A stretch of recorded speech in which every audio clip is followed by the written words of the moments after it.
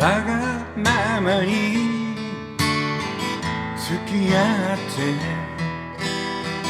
車を走らせる。港には僕たちとささやく風と波、そのうちあいつが涙ぐむわけなどないくせに、わがままはいつだってあいつの切り札さ。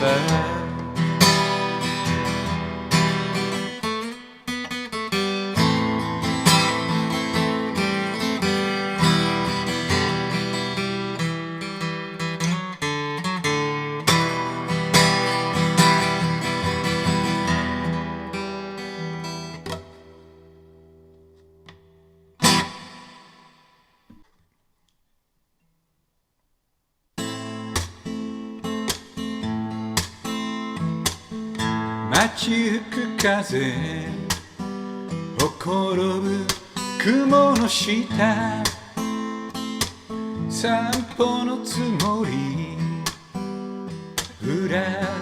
ぶらり空を仰いで大きく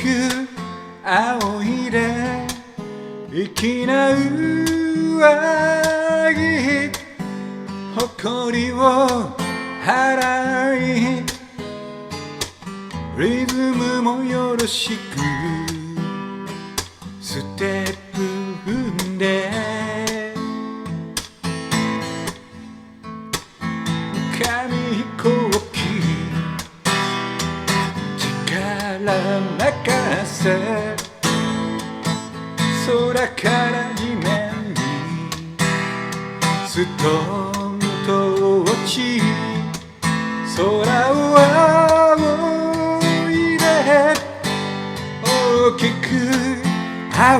いで子供の頃よりうまくならない顔を歪めてため息ひとつ